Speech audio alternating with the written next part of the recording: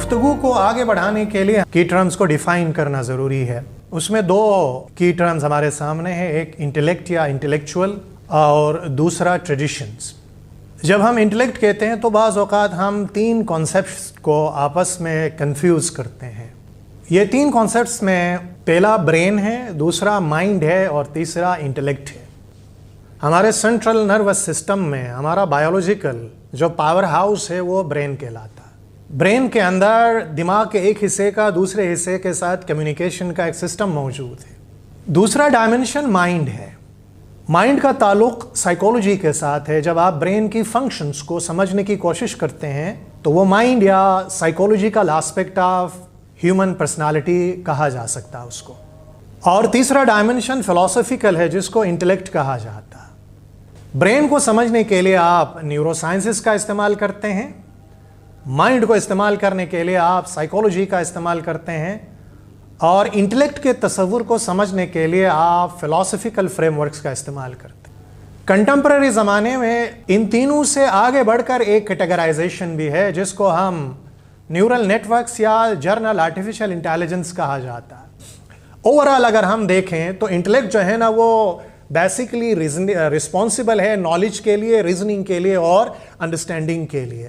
یہ جو ہے نا اس کا تعلق ایبسٹریکٹ تھنکنگ کے ساتھ ہے, اس کا تعلق انٹلیکٹ کا تعلق گراسپنگ یونیورسل ٹروتھس کے ساتھ ہے, اور اس کا تعلق پرنسپلز آف سینسری ایکسپیرینس کے ساتھ ہے کہ ہم اس مادی عالم کو, مادی دنیا کو کیسے ہمارا ایک بایولوجیکل ذہن کیسے اس مادی عالم کا پرسیپشن کریٹ کرتا ہے, ہمارا سینسری ایکسپیرینس کیسے ہمارے کوگنیٹیو ایکسپیرینسز کے اندر, نالج کے اندر, انڈرسٹینڈنگ کے اندر, انالیسس کے اندر, کمپریہنشن کے اندر کیسے ہماری یہ تمام چیزیں کنورٹ ہوتی ہیں. تو یہ سارا ڈائمنشن جو ہے نا وہ انٹلیکٹ کا ڈائمنشن ہے.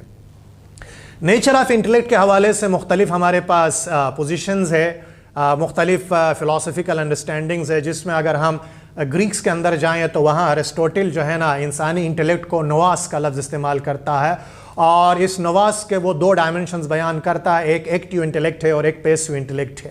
ایکٹیو انٹلیکٹ کو وہ یونیورسل انٹلیکٹ یا ایک کائناتی عقل کے حساب سے, ایک یونیورسل مائنڈ کے حساب سے, یونیورسل انٹلیکٹ کے حساب سے, یا جس کو عربی لینگویج کے اندر عقل کلی کہا جاتا ہے, اس ڈائمنشن میں بیان کرتا ہے. اور پیسیو انٹلیکٹ کو ہیومن مائنڈ کے ڈائمنشن میں وہ بیان کرتا ہے.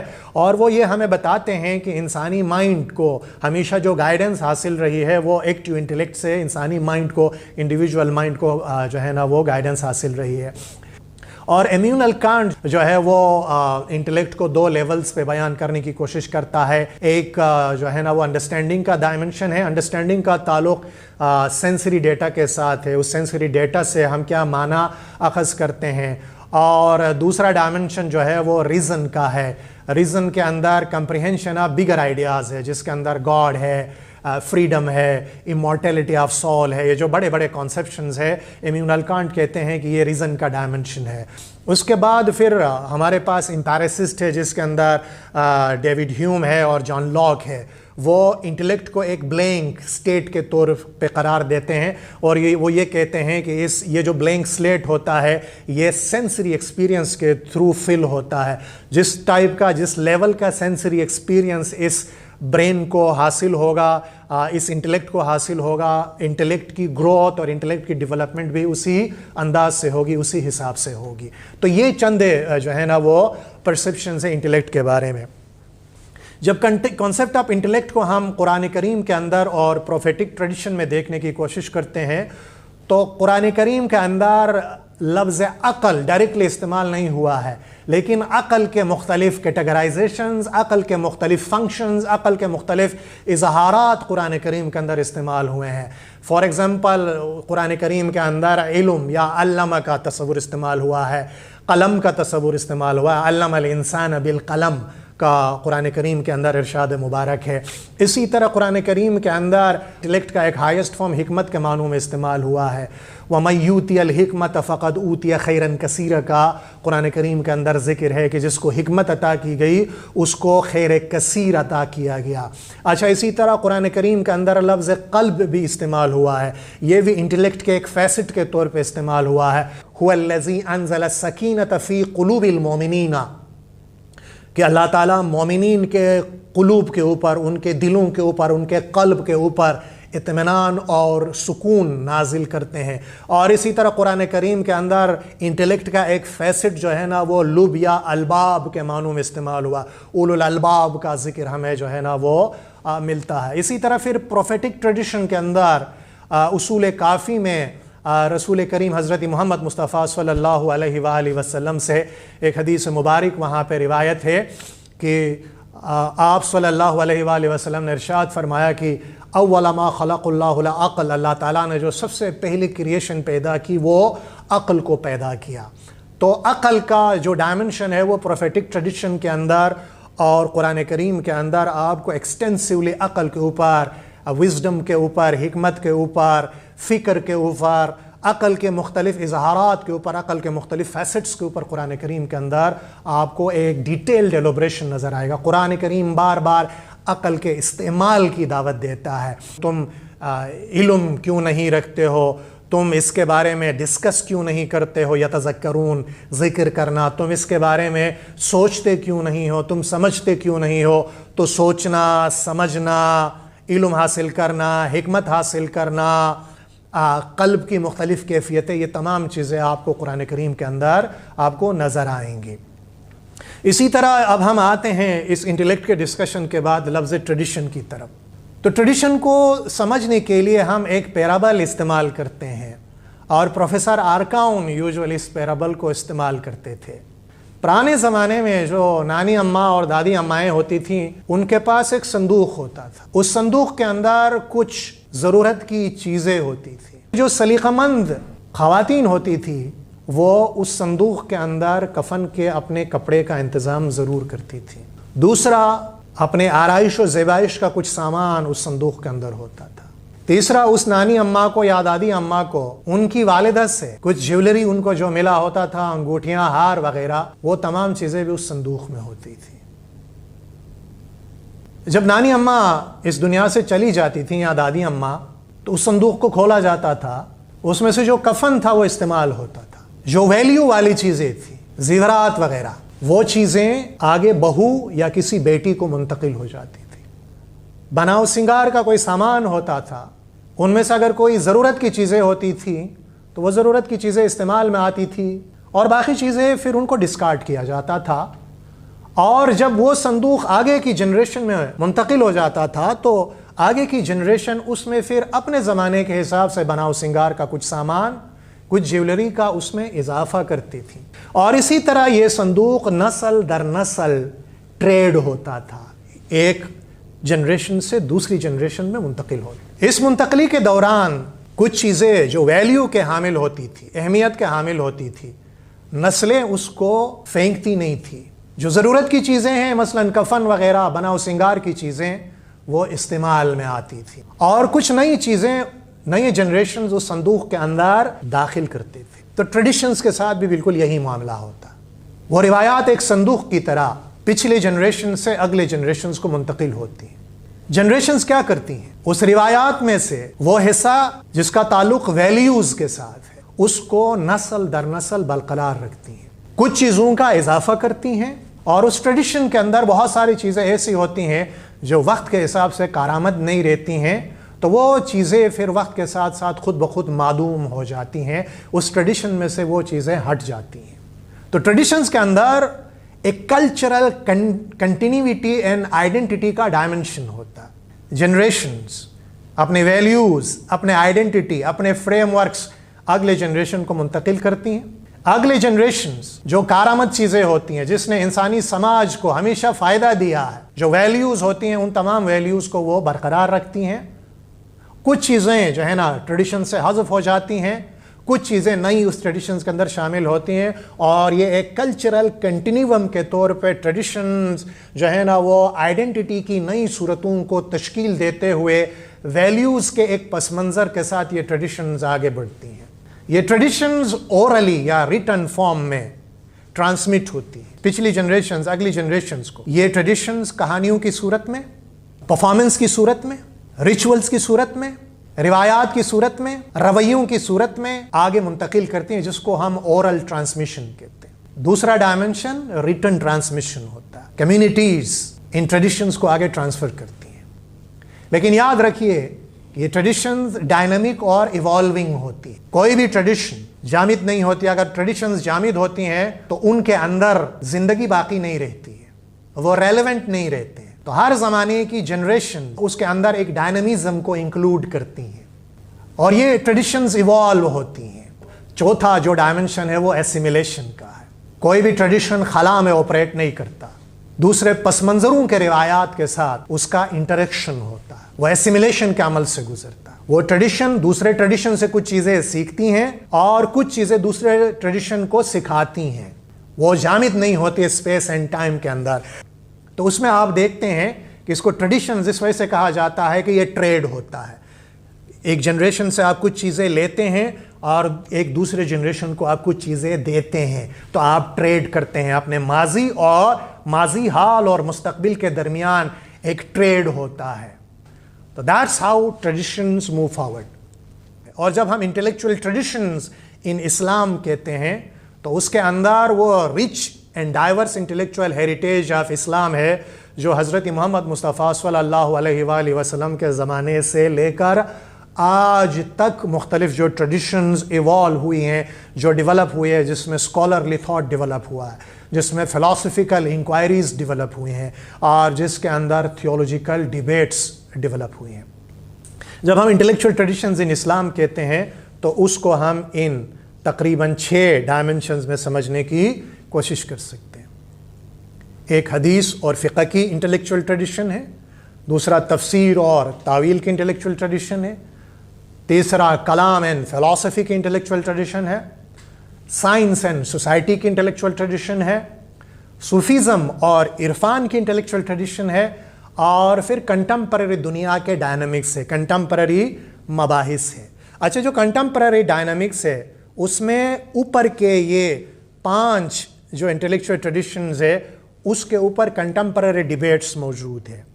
हदीस एंड फ़िक़्ह के हवाले से कंटेम्पररी डिस्कशंस हैं, तफसीर एंड तावील के हवाले से कंटेम्पररी डिस्कशंस एंड अप्रोचेस है, कलाम एंड फ़िलासफ़ी के हवाले से कंटेम्पररी डिस्कशन एंड अप्रोचेस है, साइंस एंड सोसाइटी के हवाले से कंटेम्पररी डिस्कशंस एंड अप्रोचेस है, और इसी तरह सूफीज़म एंड इरफान के हवाले से डिस्कशंस एंड अप्रोचेस है।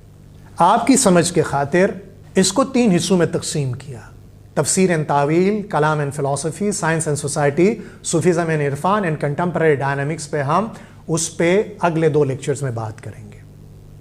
आज हम जिस मामले पे, जिस इंटेलेक्चुअल ट्रेडिशंस पे फोकस करेंगे वो हदीस और फ़िक़्ह की ट्रेडिशन है। जब हम हदीस और फ़िक़्ह की ट्रेडिशन की बात करते हैं तो याद रखिए कि जब हज़रत मोहम्मद मुस्तफ़ा सल्लल्लाहु अलैहि वसल्लम इस्लाम का पैगाम लेके दुनिया में आप मबऊस हुए तो हिदायत के हमारे पास 2 सोर्सेज या 2 माखज़ात। तो जो हिदायत का जो मेन माखज़ इस्लाम के अंदर है वो कुरान शरीफ है। कुरान शरीफ की जो एक्सप्लेनेशन, जो टीचिंग हमें मिलती है वो कुरान के उस्ताद के ज़रिए मिली है। वो कुरान का उस्ताद अल्लाह ताला के आखिरी पैगंबर हज़रत मोहम्मद मुस्तफ़ा सल्लल्लाहु अलैहि वसल्लम है। आपने इस कुरान करीम के तालीमात को अपने अक़वाल के ज़रिए, अपने अफ़आल के ज़रिए, फ़ेल के ज़रिए, अपनी तकरीर के ज़रिए, स्टेटमेंट्स के ज़रिए और अपनी खामोश अप्रूवल के ज़रिए आपने अल्लाह ताला के इस कलाम की तालीम दी है। लेकिन हज़रत मोहम्मद मुस्तफ़ा सल्लल्लाहु अलैहि वसल्लम के विसाल के बाद अथॉरिटी एंड सक्सेशन के मामलात पे इब्तिदाई तौर पे 2 ग्रुप पैदा हो गए। एक गुरु का मानना ये था कि हज़रत मोहम्मद मुस्तफ़ा सल्लल्लाहु अलैहि वसल्लम के बाद इस दुनिया में हिदायत के लिए अल्लाह ताला की किताब और अल्लाह ताला के आखिरी पैगंबर हज़रत मोहम्मद मुस्तफ़ा सल्लल्लाहु अलैहि वसल्लम की सुन्नत, आपकी तालीमात, आपकी टीचिंग्स हमारे लिए हिदायत का ज़रिया होंगी। जबकि दूसरे गुरु ने हिदायत के लिए अहले बैत की तरफ रुजू किया और उन्होंने दावा किया कि हज़रत पैगंबर सल्लल्लाहु अलैहि वसल्लम ने अपने बाद हिदायत के लिए कुरान करीम और अहले बैत में से हज़रत अली अलैहिस्सलाम को एज ए इमाम के तौर पे मुकर्रर किया। तो ये 2 स्कूल ऑफ थॉट्स पैदा हो गए और दोनों ने फिर बाद में, दोनों पोजीशंस ने बाद में इंटेलेक्चुअल ट्रेडिशंस डेवलप की। इस्लाम अरब से निकलकर फ़ारस की तरफ, ईरान की तरफ, रोम की तरफ और इर्द गिर्द के अफ्रीकन इलाकों की तरफ जो है ना वो इस्लाम का حبشہ کی طرف اسلام کا ایک ایکسپینشن ہوا، مسلمانوں نے ان تمام علاقوں کو فتح کیا۔ پھر عباسی خلافت ہے، بغداد کے علاقے ہیں، ماوراء النہر کا علاقہ ہے، موجودہ سینٹرل ایشین ریپبلکس ہیں، تو یہ تمام علاقوں تک جو ہے نا عباسی خلافت کا ایکسپینشن ہوتا ہے۔ اور پھر الٹیمیٹلی جو عثمانی خلافت ہے وہ ترکی میں آپ کو، ترکی کی طرف آپ کو زیادہ اس کا ایکسپینشن آپ کو نظر آئے گا۔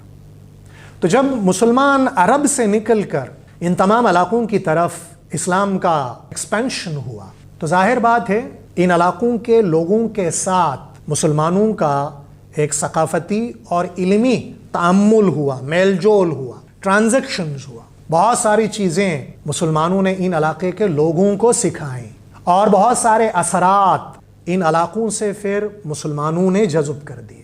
مثلا روم کے اندر جب ہم مسلمان پہنچے تو وہاں پہ رومن لا بہت سٹرونگ تھا، ان کے ہاں ٹیکسیشن کا نظام تھا، پولیسنگ کا نظام تھا۔ تو آپ دیکھتے ہیں کہ پھر کئی دوسرے ادارے بھی وجود میں آئے جن اداروں کا ابتدائی طور پر آپ کو ان اداروں کا وجود نظر نہیں آئے گا۔ تو یہ نتیجہ تھا جب مسلمان ان علاقوں کے اندر پہنچے تو ان علاقوں کے اندر ایک کلچرل اینڈ انٹلیکچوئل اسیمیلیشن ہوتی ہے۔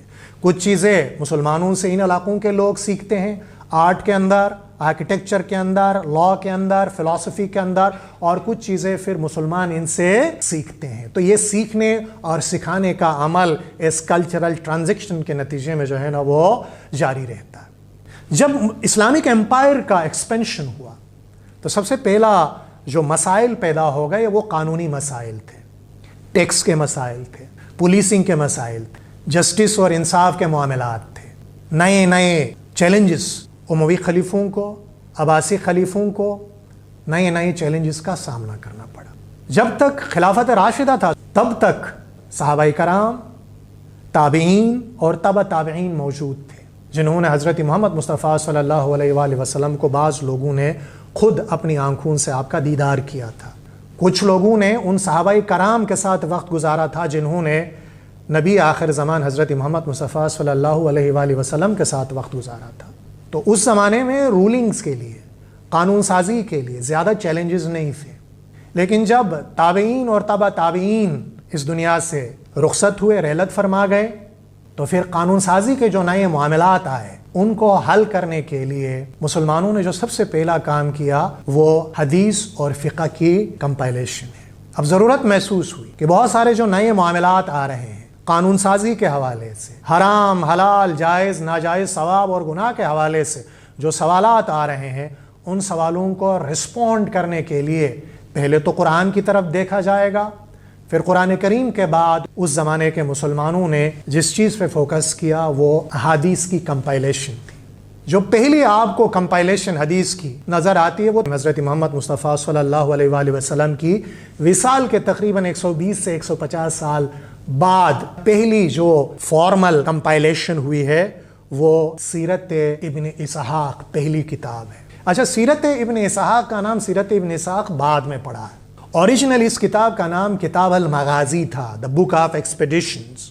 بعد میں یہ سیرت رسول اللہ صلی اللہ علیہ وآلہ وسلم کہلایا اور یہ بعد میں پھر سیرت ابن اسحاق کے نام سے مشہور ہوا۔ اس کتاب کو محمد ابن اسحاق نے جو ہے نا وہ کمپائل کیا، لیکن یہ کتاب آج اپنی اصلی حالت میں موجود نہیں ہے۔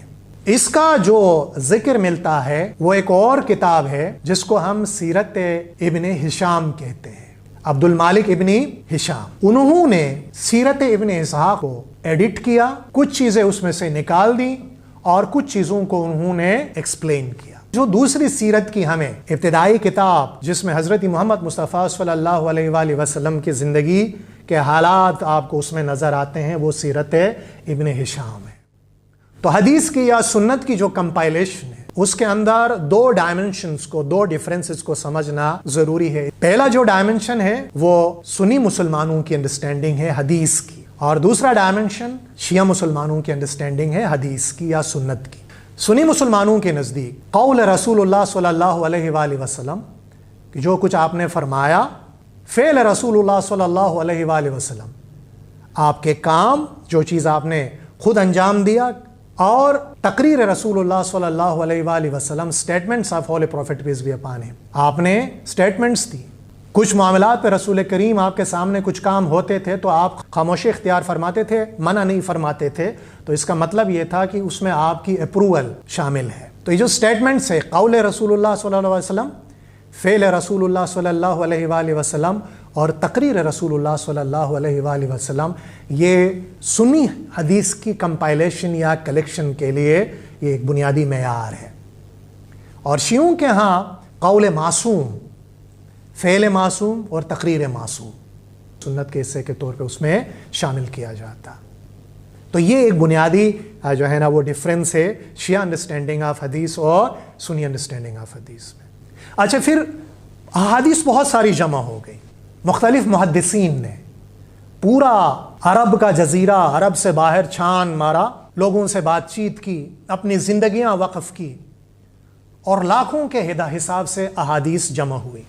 اب ظاہر بات ہے ہر حدیث کو پرکھنا ضروری تھا، چونکہ ایک لمبا پیریڈ گزرا تھا، تقریباً 150 سے 200 سال کا عرصہ درمیان میں حائل ہے، جس کے بعد حدیثیں جمع کی گئی تھی. تو اس وجہ سے ان احادیث کی کلیکشنز کی پرکھ کی ضرورت تھی، اور اس پرکھنے کے 2 پیمانے مقرر کیے گئے، 2 براڈر پیمانے علم الحدیث میں، جس میں سند اور دوسرا ڈائمنشن متن ہے. لاکھوں احادیث کو ان 2 بڑے پیمانوں کے اوپر جانچا گیا. سند کسے کہتے ہیں؟ سند کا مطلب یہ ہے کہ جو 100-150 سال بعد، 200 سال بعد جو حدیث ایک راوی نے بیان کی ہے، کسی روایت کرنے والے نے، تو اس راوی کے بارے میں ڈسکشن کیا جائے کہ وہ راوی کون تھا، وہ کن جگہوں پہ رہتا تھا، اس راوی کا اپنا کیریکٹر، وہ ایماندار تھا. تو یہ تمام چیزیں جو ہیں نا نریٹر کو، اور وہ کن حالات میں کن جگہوں پہ زندگی گزارتے تھے، اس کے ارد گرد کی دنیا کیسی تھی، سرکمسٹانسز جسے کہا جاتا، تو یہ سند کہلاتا. اس کی بنیاد پہ احادیث کو پرکھا گیا. دوسرا متن، کہ حدیث کا متن، کانٹینٹ آف دا حدیث، اور اس کو تخریج کہا جاتا ہے کہ اوریجنل سورسز میں جایا جائے اور اس تخریج کے اندر علم الرجال کے ذریعے، علم الرجال مانی انسانوں کا علم، قوموں کا علم، کہ جس میں راویوں کا چین جو ہے نا وہ نہ ٹوٹے، جس میں راویوں کے بارے میں ہو کہ ایک راوی سے دوسرے راوی میں، دوسرے راوی سے تیسرے راوی میں چیزیں کس طرح منتقل ہو جاتی ہیں. اس سارے عمل کو جو ہے نا وہ تخریج کہا جاتا ہے. تو جو اسلامک لا یا فقہ کے اندر جو ہے نا یہ تخریج کا ایک بنیادی پرنسپل یا بنیادی اصول نکھر کے سامنے آیا. سند اور متن کی بنیاد پہ پھر احادیث کی جو ہے نا وہ قسمیں بیان کی جاتی، جس میں صحیح حدیث، جس میں ضعیف حدیث اور جس میں موضوع حدیث. صحیح حدیث کے اندر راویوں کا سلسلہ ٹوٹتا نہیں ہے، جسٹ راوی ہوتا ہے. آپ اس راوی کے کیریکٹر کے حوالے سے، اس کے کردار کے حوالے سے آپ مطمئن ہوتے ہیں، اس کی کوگنیٹیو کیپیبلٹی، اس کی میموری، اس کا حافظہ بہتر ہوتا ہے. روایات ایک نسل سے دوسری نسل میں، ایک فرد سے دوسرے فرد میں یہ روایات منتقل ہوتی رہی ہیں، جس کو سند یا کنٹینیویشن کہا جاتا، کہ وہ سلسلہ نہ ٹوٹے.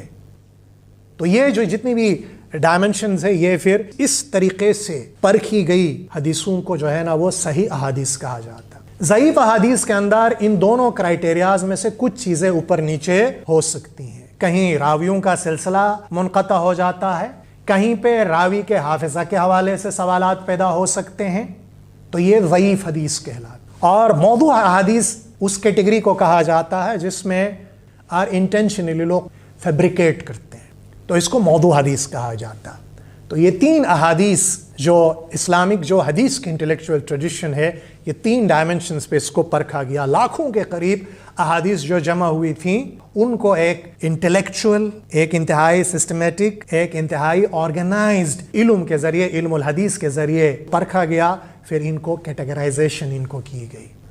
تو سنی مسلمانوں کے ہاں اس کیٹیگرائزیشن کی بنیاد پہ جو احادیث کی کمپائلیشن، صحیح احادیث کی جو کمپائلیشن آپ کو نظر آتی ہے، وہ 6 بڑی کمپائلیشنز ہے، جس کو صحاح ستہ کہا جاتا، جس کے اندر صحیح البخاری ہے، جس میں صحیح مسلم ہے، سنن ابی داؤد ہے، ترمذی ہے، سنن نسائی ہے اور سنن ابن ماجہ ہے. تو یہ محدثین کی کمپائلیشنز ہے. ان کمپائلیشنز کے اندر کوشش یہ کی گئی ہے کہ صحیح احادیث کو، یہ جو علم الحدیث کا جو سند اور متن کا جو بنیادی پیمانہ تھا، اس پیمانے پہ پرکھ کے جن احادیث کے بارے میں یہ شورٹی ہو کہ وہ احادیث صحیح احادیث ہے، تو ان کو ان مختلف 6 محدثین نے ان کو کمپائل کیا۔ اس میں سے جو 2 بڑی جو ہے نا احادیث کی کتابیں، وہ صحیح البخاری اور صحیح مسلم جو ہے نا، وہ موسٹ ان 6 میں بھی پھر ان 2 احادیث کی کتابوں کو بہت ہی زیادہ مقدم مانا جاتا ہے۔ ان کو بہت زیادہ اسلامی جورسپروڈنس کے اندر، فقہ کے اندر، علم الحدیث کے اندر ان 2 احادیث کے مجموعے کو زیادہ اہمیت دی جاتی ہے۔ دوسرے بھی اہم ہے، لیکن یہ 2 موسٹ ایتھینٹک میں سے ایتھینٹک احادیث کی کتابیں مانی جاتی ہیں۔ اس کے بعد پھر اور ادر امپورٹنٹ کلیکشنز بھی ہیں، جیسے موطا امام مالک ہے، سنانی کی کتابیں ہیں، اور دوسری یہ پوری لسٹ جو ہے نا آپ کے سامنے موجود ہیں۔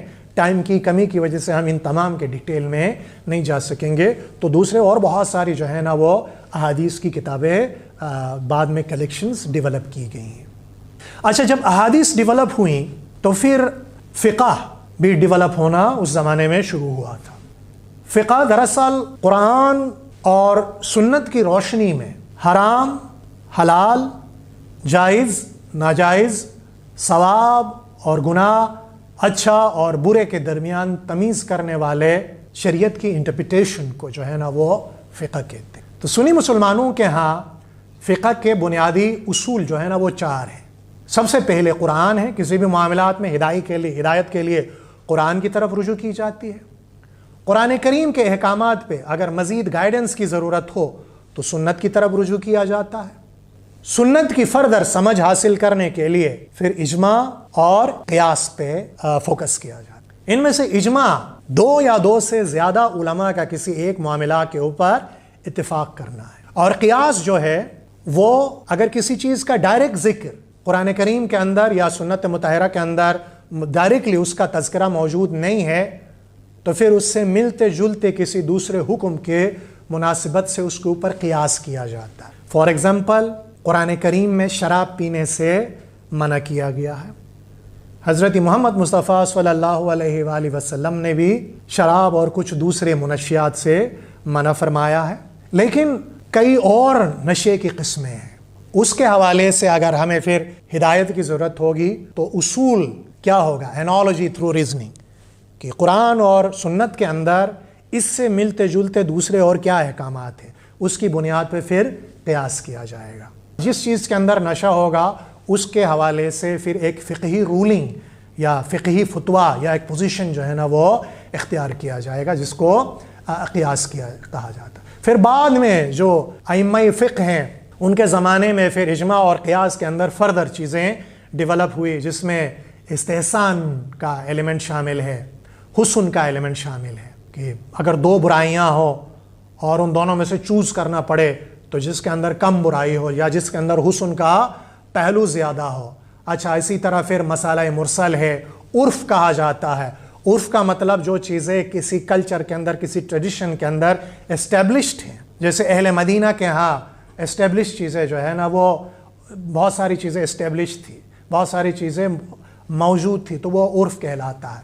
پھر استحساب ہے اور سد ذرائع ہے، کہ برائی کو روکنے کے لیے اس کے ذرائع کو روکا جائے۔ تو تقریباً 10 یا 12 کے قریب جو ہے نا وہ سنی اسلام کے اندر اصول الفقہ بعد میں ڈیولپ ہوئی۔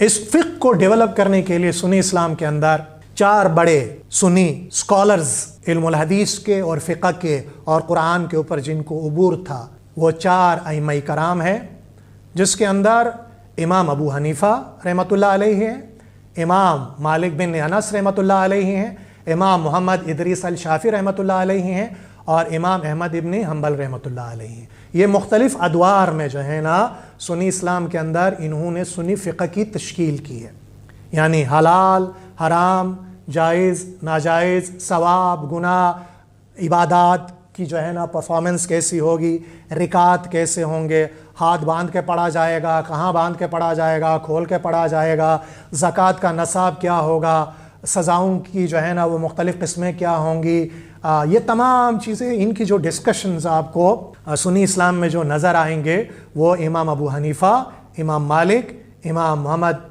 ادریس الشافعی اور امام احمد ابن حنبل، یہ 4 سنی فقہ کے امام آپ کو نظر آئیں گے۔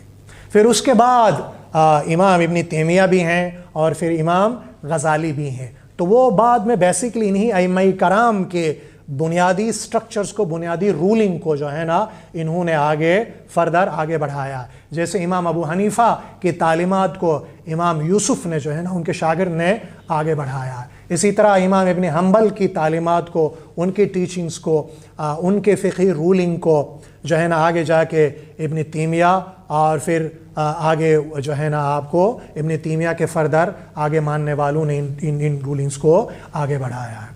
تو امام ابو حنیفہ کے زیادہ تر جو ماننے والے ہیں وہ برصغیر پاک و ہند میں، بنگلہ دیش میں، پاکستان میں، ان جگہوں پہ آپ کو، اور افریقہ کے کچھ ممالک میں آپ کو امام ابو حنیفہ کے ماننے والے نظر آئیں گے۔ اسی طرح امام مالک کے ماننے والوں کا زیادہ جو کنسنٹریشن ہے وہ آپ کو جنوبی افریقہ کے اندر آپ کو زیادہ نظر آئے گا، ایتھیوپیا کے اندر، سوڈان کے اندر، ان ممالک کے اندر جہاں مسلمانوں کی آبادی بہت زیادہ ہے۔ اسی طرح امام شافعی کی فالوئنگ آپ کو فار ایسٹ کے اندر آپ کو زیادہ نظر آئے گی، جیسے انڈونیشیا ہے، ملائیشیا ہے، وہاں پہ امام محمد ابن شافعی کے پیروکار آپ کو زیادہ ملیں گے۔ اور اسی طرح امام احمد ابن حنبل کے جو فالوورز ہیں وہ آپ کو مڈل ایسٹ کے اندر، اسپیسیفکلی یو اے ای کے اندر اور سعودی عرب کے اندر آپ کو امام احمد ابن حنبل کے فقہ کو ماننے والے آپ کو نظر آئیں گے۔ جب ہم کنٹمپرری پاکستان کے اندر بات کرتے ہیں تو پاکستان میں زیادہ تر امام ابو حنیفہ کو ماننے والے ہیں، اور اس میں پھر 2 بڑے کیٹیگریز ہیں، جس میں ایک بریلوی مسلمان ہیں اور دوسرے دیوبندی مسلمان ہیں۔ جو بریلوی مسلمان ہیں ان کے ہاں جو ان کی روحانی اور ان کی فقہی جو معاملات ہے اس میں آپ کو جو گائیڈنگ جو ہے نا وائس نظر آئے گی وہ مولانا رضا احمد خان صاحب بریلوی آپ کو نظر آئیں گے۔ اور اسی طرح جو دیوبندی مسلمان ہیں ان کے ہاں آپ کو دیوبند، مدرسہ دیوبند جو 1866 میں مولانا قاسم نانوتوی صاحب نے اور رشید الدین احمد گنگوہی صاحب، یہ 2 بنیادی جو ہے نا دیوبندی فکر کے علماء کرام ہیں جنہوں نے دیوبندی مسلمانوں کی، ان کی فقہی، ان کی الہیاتی، ان کی مذہبی فکر کی تشکیل میں ان کا بڑا کردار ہے۔ اسی طرح پاکستان کے اندر ایک تیسری جماعت بھی ہے جو اہل الحدیث کہا جاتا ہے، تو وہ consolidation of thought of Shah Wali اللہ دہلوی صاحب ہے، مولانا احمد رضا خان بریلوی صاحب ہے، اور سید نذیر حسین صاحب ہیں اور عبد الوہاب صاحب ہیں۔ تو ان علماء کرام فکر کے اثرات آپ کو اہل حدیث کے اندر نظر آئیں گی۔ تو یہ جو بریلوی اور دیوبندی جو مسلمان ہیں یہ مقلدین ہیں، یہ کسی نہ کسی امام سے اپنے آپ کو وابستہ کرنے کے قائل ہیں، جیسا کہ امام اعظم کہا جاتا ہے۔ امام ابو حنیفہ کو سنی اسلام کے اندر امام اعظم مانتے ہیں ان کو، تو ان کی تعلیمات کو، ان کے فقہ کی رولنگ کو جو ہے نا یہ دونوں مسلمان مانتے ہیں۔ جبکہ اہل حدیث مکمل طور پہ کسی ایک امام کی تعلیمات کے جو ہے نا کے اوپر اکتفا نہیں کرتے ہیں، بلکہ یہ پریفر کرتے ہیں اوریجنل قرآن اور سنت کی طرف جانا، اور پھر بعد میں کچھ معاملات میں پھر کہیں تشریحات کی ضرورت ہوتی ہیں تو وہ دیکھتے ہیں کہ ان تمام صاحبان میں سے جو قرآن و سنت کے نزدیک ترین جو پوزیشنز ہے اس نزدیک ترین پوزیشن کو ریفر کرتے ہیں۔ اور یہ جو فقہی ڈویژنز جو ڈیولپ ہوئی ہیں یہ تمام یاد رکھیے گا کہ یہ قرآن کریم سے زیادہ احادیث مبارکہ کی بنیاد پہ ایک ہی معاملات پہ کئی احادیث موجود ہوتی ہیں، اور مختلف اماموں نے ان تمام احادیث کو ریفر کیا ہے۔ جیسے ہاتھ باندھنے کے حوالے سے مختلف احادیث آپ کو نظر آئیں گے، تو اسی حوالے سے اور پھر دوسرے معاملات میں فقہی کے علاوہ جو اصولی معاملات ہیں، دین کی سمجھ کے معاملات ہیں، اس میں بھی آپ کو مختلف حدیث کے سورسز اور مختلف روایات کو جو ہے نا وہ کنسلٹ کیا گیا ہے۔ تو یہ اوورال جو ہے نا وہ سنی اسلام کے اندر علم الحدیث کی ڈیولپمنٹ کا ہے۔ اس کے بعد جب ہم شیعہ اسلام کی بات کرتے ہیں تو شیعہ اسلام کے اندر شروع سے ہی مولا علی علیہ السلام اور حضرت بی بی فاطمہ الزہرا سلام اللہ علیہا کی نسل میں سے ہونے والے امام کو فقہی اور دینی معاملات میں ہمیشہ امام کی طرف رجوع کیا گیا ہے۔ اس میں جو بنیاد جنہوں نے رکھا ہے شیعہ فکر کی، وہ مولا علی علیہ السلام کی فکر کے بعد امام باقر علیہ السلام ہیں۔ امام باقر علیہ السلام کے زمانے میں بنیادی طور پہ ایک شیعہ کمیونٹی کی ایک الگ آئیڈینٹی کنسولیڈیٹ ہو کے امام حسین علیہ السلام کی شہادت کے بعد کربلا میں امام باقر علیہ السلام کے زمانے سے پھر شیعہ آئیڈینٹی کنسولیڈیٹ ہونی شروع ہو جاتی ہے۔ پھر دین کے معاملات کو سمجھنے کے لیے امام جعفر صادق علیہ السلام کی طرف رجوع فرمایا ہے۔ شیعوں نے اپنے ہر زمانے کے امام کی طرف رجوع کیا ہے، لیکن یہ دو پرومیننٹ نام فقہ کے حوالے سے امام باقر علیہ السلام اور امام جعفر صادق علیہ السلام آپ کو شیعہ اسلام کے اندر آپ کو نظر آئیں گے۔ جب ہم آپ کو پتہ ہے پھر شیعہ اسلام کے اندر شیعہ اسماعیلی بھی ہیں، شیعہ اسماعیلیوں کے اندر پھر بہرہ جماعت بھی ہے، نظاری جماعت بھی ہے، اور اسی طرح پھر شیعہ مسلمانوں میں زیدی بھی ہے، اور پھر شیعہ اسلام کے اندر پھر جعفری ٹویلرز بھی ہیں، اثناعشری مسلمان بھی ہیں۔ تو اگر ہم شیعہ اثناعشریوں کے اندر دیکھیں تو ان کے ہاں بھی جو فقہ ڈیولپ ہوا ہے، ان کے 11ویں امام حسن ابن علی بن محمد العسکری شہادت کے بعد غیبت شروع ہوتا ہے۔ ان کے عقیدے کے مطابق ان کا جو 12th امام ہے، جن کو وہ امام مہدی کہتے ہیں، اور ان کی غیبت کا زمانہ آتا ہے۔ ان کی غیبت کے زمانے کو 2 حصوں میں تقسیم کیا جا سکتا ہے۔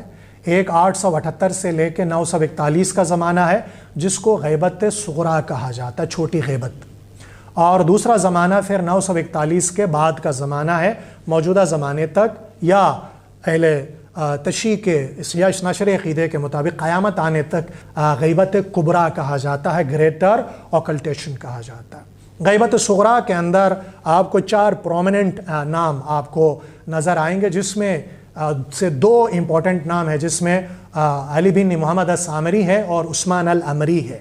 تو انہوں نے پھر امام کی غیبت میں، لیسر اوکلٹیشن میں غیبت کے اندر شیعہ تھیولوجی کو بھی تشکیل دیا، اور بیسک جو ہے نا فقہ کے بنیادی اصول بھی ان کے زمانے میں ڈیولپ ہونے شروع ہو گئے۔ اچھا، اور پھر فقہ کی بہت ساری چیزیں خود امام جعفر صادق کے زمانے سے شیعہ اثناعشری کلیم کے مطابق چیزیں ڈیولپ ہونی شروع ہوئی تھی، لیکن جب امام غیبت میں چلے گئے تو پھر فقہ کی ضرورت، علماء کی جو اہمیت ہے وہ اور زیادہ ہو گئی، کہ غائب امام کے جو نمائندے تھے، ان نمائندوں نے پھر دین کو جو ہے نا لوگوں کے لیے بیان کرنا شروع کیا، اور اس کو بیان کرتے ہوئے پھر وہ قرآن کی طرف، اور اس کے بعد پھر سنت مطہرہ کی طرف، پھر غائب امام کی اور امام جعفر صادق کی رولنگ، پھر غائب امام کی تائید، اور اس کے بعد ان چیزوں سے پھر جو ہے نا شیعہ رولنگ کی یا شیعہ فقہ آگے بڑھا۔ اس کے اندر جو گریٹر ڈیولپمنٹس آپ کو نظر آتی ہے وہ گریٹر اوکلٹیشن یا 941 کے بعد آپ کو نظر آتی ہے، جس کے اندر بوئید ڈائناسٹی 945 کے اندر جب ایران کے اندر قائم ہوا، پھر اس میں اسکول آف قم کہا جاتا ہے۔ محمد یعقوب الکلینی کا بڑا جو ہے نا وہ اس کے اندر ہاتھ ہے، اور ابن بوئید، یہ 2 آپ کو جو ہے نا لوگ آپ کو نظر آئیں گے، صاحبان نظر آئیں گے، جنہوں نے شیعہ جو ہے نا فقہ کی تشکیل کے اندر، 12 شیعہ فقہ کی تشکیل کے اندر اپنا کردار ادا کیا ہے۔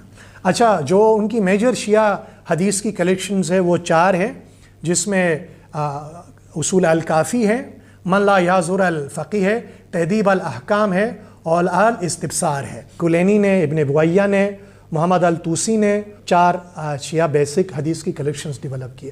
اس کے علاوہ 3 اور کلیکشنز بھی ہیں، جس کے اندر المرتضیٰ کی کلیکشن ہے، اور اس کے بعد محمد باقر المجلسی کی کلیکشن ہے، تو بہار انوار جسے کہا جاتا ہے۔ تو یہ ہماری کلیکشن ہے۔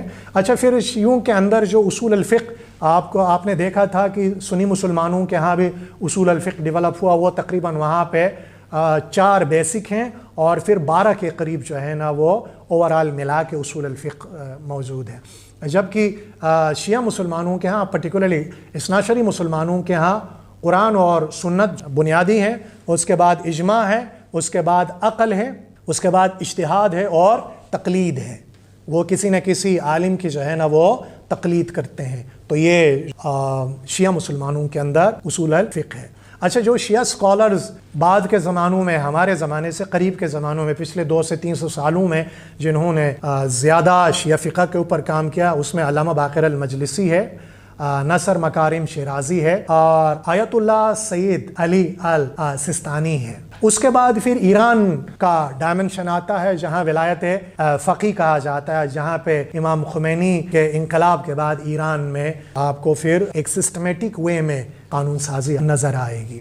تو کنٹمپرری جو ڈیولپمنٹ سے شیعہ مسلمانوں کے ہاں اس فقہ کی بنیاد دو بنیادی گروہوں میں شیعہ اثناعشریوں کی فالوئنگ ہے۔ ان میں سے ایک اصولی فقہ کا ڈائمنشن ہے اور دوسرا اخباری فقہ کا ڈائمنشن ہے۔ اصولی انڈرسٹینڈنگ فقہ کی یہ ہے کہ یہ میجورٹی سکول ہے، یہ صفوید کے بعد 16 to 18 سنچری آنورڈ جو ہے نا اصولی فقہ کے اوپر زیادہ زور نظر آئے گا، جہاں پہ تقلید کی بات کی جاتی ہے، جہاں پہ عقل کو استعمال کرنے کی بات کی جاتی ہے، جہاں اجتہاد کی بات کی جاتی ہے۔ جبکہ اخباری جو ہے نا وہ بحرین اور صدر عراق میں ہے، اب ایک چھوٹی اقلیت کے اندر یہ رہ گئے ہیں۔ یہ جو ہے نا تقلید کے قائل نہیں ہیں، مرجع تقلید کے قائل نہیں ہیں، یہ بیسیکلی دین کی سمجھ کے لیے ائمہ اہل بیت یا معصومین کی طرف اور قرآن و سنت کی طرف رجوع کرنے کے قائل ہیں۔ اچھا، ولایت فقیہ ایران کے اندر انقلاب ایران کے بعد جب وہاں پارلیمنٹ وجود میں آیا تو اب سوال یہ پیدا ہوا کہ ایک ڈیموکریٹک پارلیمنٹ کو شیعہ اسلام کے بنیادی فقہ کے اصولوں کے ساتھ کیسے لنک کیا جائے۔ تو وہاں پہ پھر مجلس خبرگان کا تصور ڈیولپ کیا گیا، اس میں تقریباً 12 علماء کی کونسل ہوتی ہے۔ لیڈنگ فگر جو ہے نا اس کو لیڈ کرتے ہیں اور وہ یہ انشور کرتے ہیں کہ جتنی بھی دین کی تعلیمات ہے وہ قرآن، سنت اور ائمہ معصومین کی جو ہدایت ہے اس سے جو ہے نا نکل کر نہ ہو۔ اور یہ جو ولایت فقیہ ہے یا جو مجلس خبرگان کہا جاتا ہے، یہ غائب امام کے نائبین کے طور پہ ہوتے ہیں۔ جو رولنگ ہوگی وہ پھر ولایت فقیہ کے ذریعے جو ہے نا مجلس خبرگان کے ذریعے امپلیمنٹ ہوگی۔ جن جگہوں پہ شیعہ مسلمانوں کی اکثریت نہیں ہے یا وہ وہاں پہ سیاسی طور پہ طاقت نہیں رکھتے ہیں تو وہاں ان کے مرجع تقلید ہیں۔ ان کے مرجع تقلید کے اندر دنیا میں تقریباً 66 کے قریب شیعہ اسلام کے اندر مرجع تقلید ہے۔ پاکستان کے اندر، افغانستان کے اندر ہے، عراق کے اندر ہے، بحرین کے اندر ہے، ٹھیک ہے، اور نجف کے اندر ہے۔ تو آپ کو مختلف جو ہے نا مرجع تقلید آپ کو دنیا کے اندر تقریباً بڑے بڑے علماء جو فقہ کے معاملات میں شیعہ مسلمانوں کو گائیڈ کرتے ہیں، ہیلپ کرتے ہیں، وہ مرجع تقلید کے تقریباً 66 کے قریب آپ کو اس سے کم و بیش اوپر نیچے ہو سکتے ہیں۔ تو یہ اوورآل شیعہ اثناعشری انڈرسٹینڈنگ ہے۔ اس کے بعد پھر جب ہم شیعہ اسماعیلی انڈرسٹینڈنگ کی بات کرتے ہیں تو شیعہ اسماعیلیوں کو ہم دو حصوں میں تقسیم کرتے ہیں۔ ایک مستعلوی اسماعیلی ہیں جس کو بہرہ اسماعیلی کہا جاتا ہے، اور دوسرا نظاری اسماعیلی ہے۔ اچھا، مستعلوی اسماعیلی فرد دو حصوں میں ان کو تقسیم کیا جاتا ہے، ایک طیبی مستعلوی ہے اور جو ہے نا دوسرا حافظی مستعلوی ہیں۔ اچھا، جو باقی نظاری اسماعیلی ہے وہ دعوت جدید ایران کہا جاتا ہے۔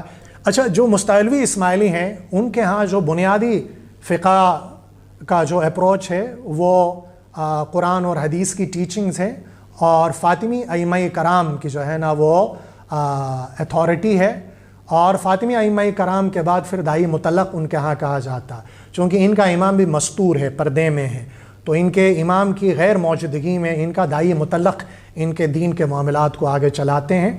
تو ان کے جو دائی مطلق ہے، ایبسلوٹ جو دائی ہے، فاطمی ٹیچنگ میں پرٹیکولرلی دائم الاسلام اور اساس التاویل، ان کتابوں کو، حضرت قاضی نعمان کی کتابوں کو زیادہ ریفر کیا جاتا ہے۔ اور پھر اس کے ساتھ ساتھ جو دائی مطلق ہوتا ہے وہ دین کے ظاہر اور دین کے باطن کے درمیان، اسپریچول اینڈ ٹمپورل میٹرز کے درمیان ایک لنک پیدا کرتے ہیں۔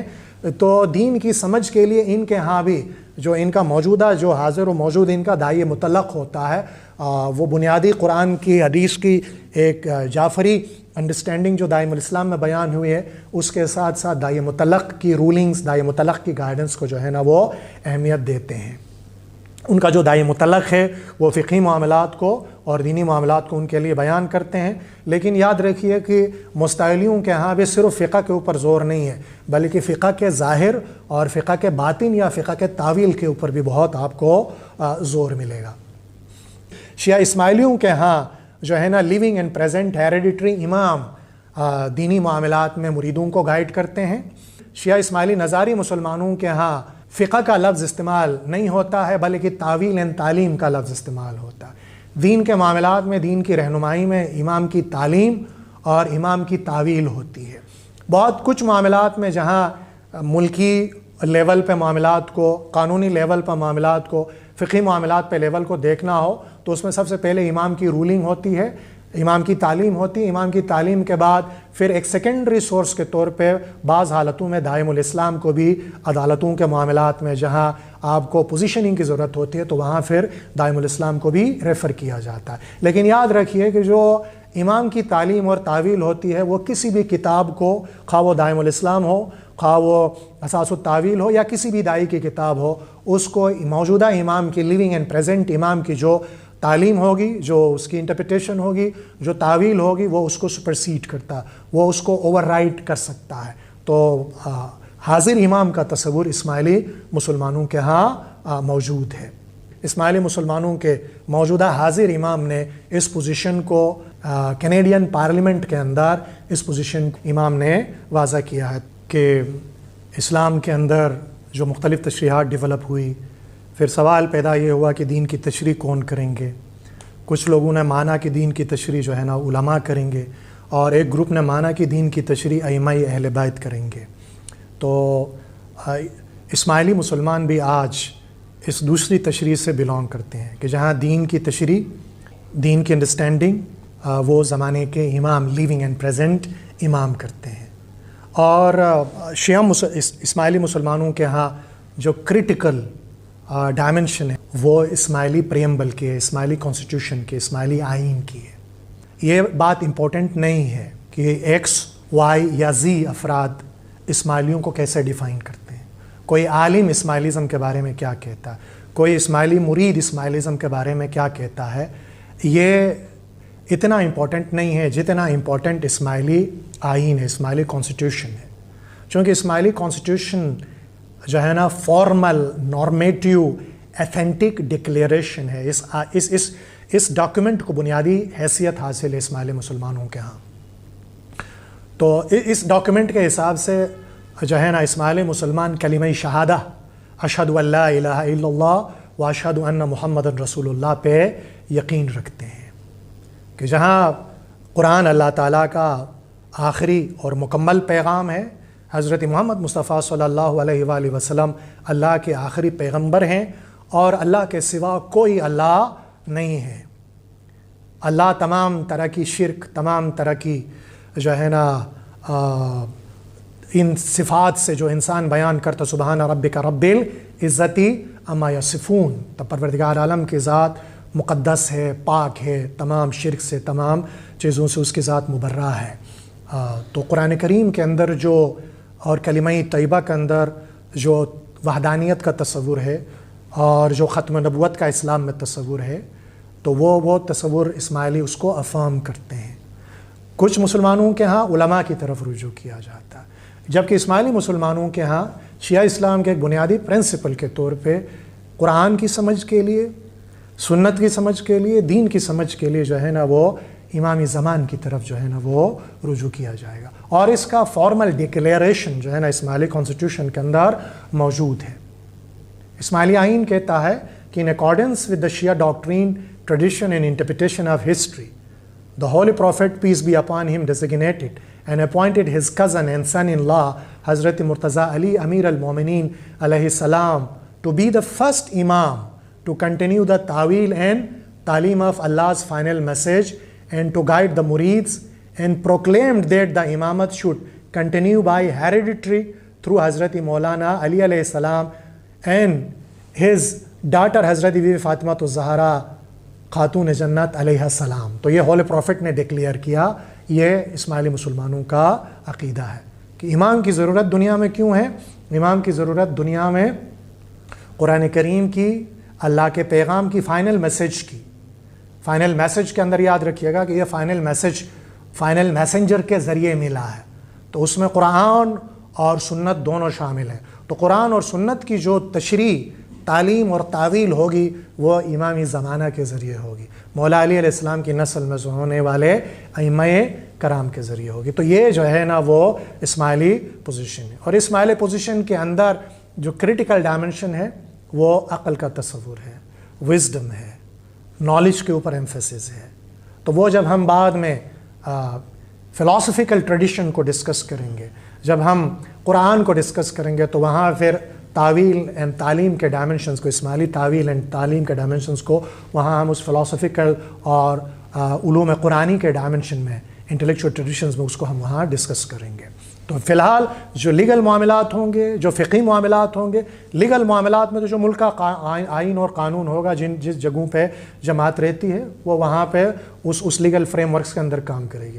جہاں تک دین کی سمجھ، تو اس میں جو ہے نا وہ پھر امام کی تعلیم اور امام کی گائیڈنس، امام کی تعویل کی طرف جو ہے نا وہ اسماعیلی جماعت رجوع کرتی ہے. تو یہ ایک اوورآل جو ہے نا وہ انڈرسٹینڈنگ ہے.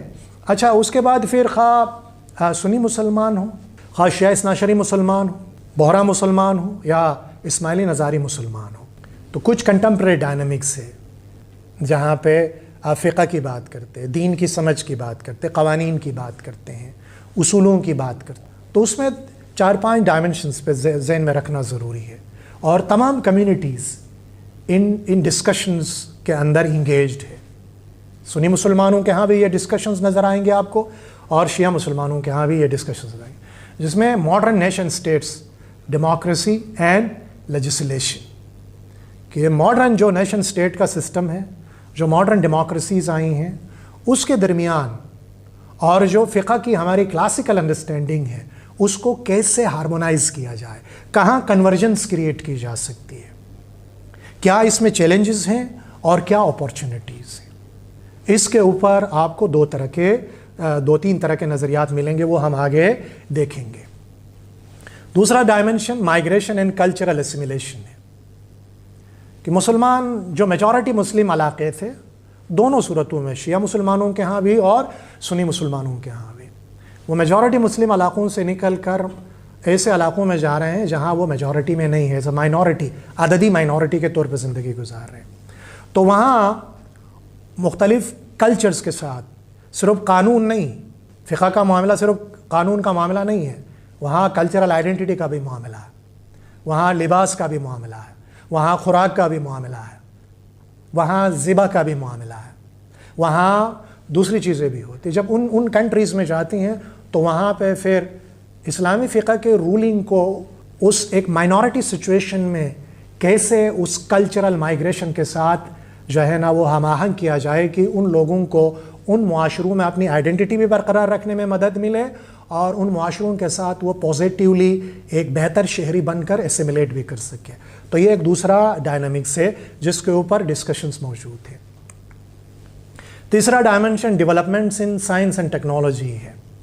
جس زمانے میں فقہ ڈیولپ ہوا 7th-8th سینچری آنورڈز، اس زمانے کے ایشوز اور آج کے سائنسی دنیا کے ایشوز الگ الگ ہیں. ٹیکنالوجی نے ہماری زندگیوں کو چینج کر دیا، لیکن اس ٹیکنالوجی کے ساتھ پھر دین کی سمجھ کے حوالے سے چیلنجز بھی ہے. فار ایگزامپل، جس زمانے میں فقہی مسائل ڈیولپ ہوئے یا ڈسکس ہوئے، اس زمانے میں آرگن اینڈ ٹرانسپلانٹ کا تصور موجود نہیں تھا، کہ کیا کسی دوسرے انسان سے آرگن لے کے کسی اور انسان میں لگائے جا سکتے ہیں یا نہیں لگائے جا سکتے. مرسی کلنگ یا یوتھنیزیا کا کانسیپشن اس زمانے میں موجود نہیں تھا، جو بایو ایتھکس کے ایشوز ہیں. تو اس کے حوالے سے بھی دونوں سکولز آف تھاٹ میں آپ کو ڈسکشنز اینڈ ڈائمنشنز نظر آئیں گے. اور تیسرا ڈائمنشن پھر پولیٹیکل ڈسکورس اینڈ نیریٹیوز ہیں. ریلیجن جو ہے وہ طاقت کے اس اوورآل ڈسکورس کے اندر، نیریٹو کے اندر ریلیجن کا ایک بنیادی کردار ہے. آپ پولیٹکس سے، وائڈر پاور کے ڈسکشن سے ریلیجن کو باہر نہیں رکھ سکتے. اور اس وقت جو دنیا کا گلوبل ورلڈ آرڈر ہے وہ طاقتور اکانومیز کے کنٹرول میں ہے، جن کے پاس سائنس ہے، جن کے پاس ٹیکنالوجی ہے. تو وہاں جو مسلم آئیڈینٹی ہے، مسلمانوں کی جو آئیڈینٹی کے چیلنجز ہیں، اس کو بھی مسلمان اس وقت ڈسکس کر رہے ہیں. مسلمان علماء اس کو فقہ کے کو اس اوورآل پاور اینڈ ڈسکورس کے نریٹیو میں کیسے لوکیٹ کریں. اور پھر socio economic and political transactions. دنیا کا جو اس وقت گلوبل اکنامک سسٹم ہے وہ فری مارکیٹ اکنامک سسٹم ہے. بینکنگ کا تصور ہے کہ فقہ کے اندر جو لین دین کے ابتدائی مسائل جو ڈسکس ہوئے تھے، تو اس وقت جو ہے نا زیادہ تر لین دین بارٹر سسٹم میں ہوتا تھا. میں نے آپ سے گندم لے لی، آپ نے میرے کپڑے سی دیے، یا میں نے کپڑے بنے، آپ نے جو ہے نا مجھے سبزیاں دی. تو چیزوں کا تبادلہ ہوتا تھا، یا کچھ جو لین دین ہوتا تھا وہ سونے میں ہوتا تھا. جو کرنسی کا تصور ہے وہ موجودہ فری مارکیٹ اکانومی کا تصور ہے. تو اس میں پھر سوالات منافع کے حوالے سے، سود کے حوالے سے، بینکنگ سسٹم کے حوالے سے جو ہے نا وہ سوالات آ رہے ہیں، اور اس کے اوپر کوئی حتمی جواب اس وقت سنی مسلمانوں کے ہاں بھی اور شیعہ مسلمانوں کے ہاں بھی حتمی جوابات آپ کو نظر نہیں آئیں گے. اسکالرز کے درمیان ڈفرینس آف اوپینین موجود ہیں. تو یہ اوورال جو ہے نا وہ کنٹمپرری ڈائنامکس ہے. جب بھی ہم فقہی مسائل کو ڈسکس کرتے ہیں تو یوجولی جو سوشل میڈیا کے اوپر آپ کو چیزیں نظر آتی ہیں وہ زیادہ تر احکامات سے ریلیٹڈ چیزیں ہوتی ہیں کہ بھائی عبادت کا طریقہ کیا ہے، کس طرح عبادت کرنی چاہیے. ریچولسٹک زیادہ آپ کو ڈسکشن نظر آئیں گے. یہ جو معاملات جو میرے اور آپ کے زمانے کے وہ معاملات امپورٹنٹ ہے، وہ بہت ضروری ہے ایک مسلمان کی آئیڈینٹی کے لیے، روحانی تشفی کے لیے، جو نجات کا تصور ہمارے ذہن میں ہے آخرت کے نجات کا، کامیابی کے لیے، وہ ڈائمنشنز بھی، وہ ڈسکشنز بھی ضروری ہے. لیکن اس کے ساتھ ساتھ اور امپورٹنٹ ڈائمنشنز بھی ہیں کہ ایتھیکل ڈائمنشنز ہیں، پولیٹیکل ڈائمنشنز ہیں، سوشو اکنامک ڈائمنشن ہے، پاور کے ڈائمنشنز ہیں، ڈیولپمنٹ کے چیلنجز ہیں، جینڈر کے چیلنجز نکھر کے سامنے آ رہے ہیں. تو ان تمام ڈسکشنز کے اندر جو ہے نا وہ ڈسکشنز مسلمانوں کے ہاں ہے. لیکن اس وقت جو زیادہ کام ہو رہا ہے وہ خود مسلم ممالک میں کم ہو رہا ہے. ان معاملات پہ ان کے اوپر جو کام ہو رہا ہے وہ ویسٹرن یونیورسٹیز میں آپ کو زیادہ سسٹمیٹکلی ان معاملات کے اوپر کام ہوتا ہوا دکھتا ہے. تو ہمیں اپنے یونیورسٹی سسٹم کے اندر، اپنے ایجوکیشن سسٹم کے اندر ان معاملات پہ بھی میچورٹی کے ساتھ ڈسکس کرنے کی ضرورت ہے. لیکن اس کے لیے ایک wider approach to social sciences and humanities کی ضرورت ہو کہ جہاں پہ آپ political economy, culture, history, politics of identity, scientific discussions, technological discussions, interruptions, ان تمام چیزوں کو ذہن میں رکھ کے آپ کو پھر فقہی معاملات کو، لیگل معاملات کو دیکھنے کی ضرورت ہوگی. تو 3 طرح کے اس وقت مسلم دنیا میں آپ کو اس کے ریسپانسز نظر آئیں گے کہ ان معاملات کو، آئیڈینٹی کے معاملات کو، اکانومی کے معاملات کو، پولیٹکس کے معاملات کو، دین کے سمجھ کے معاملات کو 3 اپروچز یوجولی نظر آتے ہیں. کئی اور ہو سکتے ہیں لیکن 3 یہ براڈر ریسپانسز آپ کو نظر آئیں گے، جس میں ایک ڈائمنشن ریوائول کا ہے. کچھ علماء کا یہ خیال ہے کہ ہمیں ماضی کے ایک پرٹیکولر ٹائم اینڈ پیریڈ کے اندر جا کے اوریجنل آئیڈیلز کو اینڈ آئیڈیاز کو ماڈرن دنیا کے اندر اس کو ریوائیو کرنا چاہیے، اس کو اپنی اصلی حالت میں لوٹانا چاہیے. بہت ساری چیزیں وقت کے ساتھ ساتھ خراب ہوئی ہیں، خرابی آئی ہے، تو اس کو اوریجنل حالت میں ریوائیو کیا جائے. کچھ لوگوں کا یہ ماننا ہے کہ یہ تمام ریوائیول ممکن نہیں رہا ہے. دنیا بدل گئی ہے، حالات بدل گئے ہیں، تو ان بدلے ہوئے حالات اور نئی ریالٹیز کے ڈائمنشن میں ہمیں چیزوں کو ریکنسٹرکٹ کرنا ہوگا.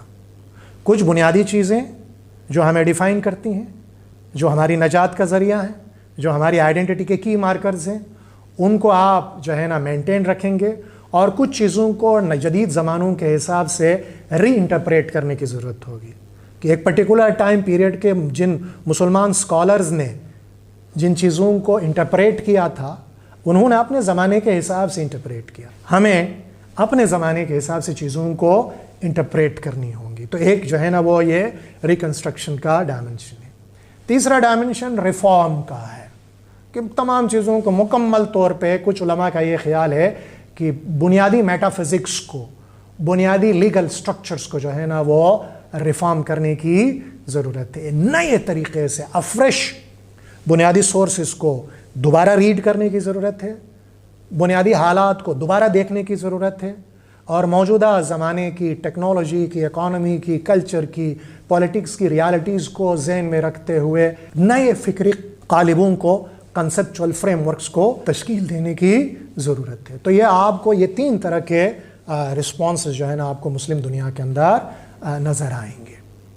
تو گفتگو کو یہیں پہ سمیٹ دیتا ہوں. میں اشرف صاحب سے گزارش کرتا ہوں کہ فردر اگر کچھ کوشچنز 1-2 ہیں تو اشرف صاحب ان کوشچنز کو انٹرٹین کریں. بہت بہت شکریہ کریم سر آپ کے اس بہترین اور پرمغز سیشن کے لیے.